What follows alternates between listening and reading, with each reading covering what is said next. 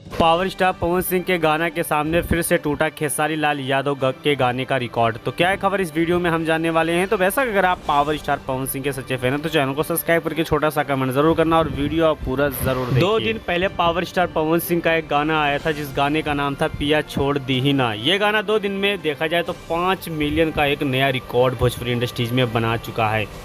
और power star Pawan Singh के बाद खेसारी लाल यादव का दूसरे दिन एक गाना रिलीज किया गया था जिस गाने का नाम था जा तोरे माई के। इस गाने को अगर देखा जाए तो एक दिन में अभी 1 मिलियन ही व्यूज क्रॉस कर पाया है। तो वैसा कि आप समझ सकते हैं कि पावर स्टार पवन सिंह के सामने फिर से खेसारी लाल यादव के गाने का टूट गया रिकॉर्ड।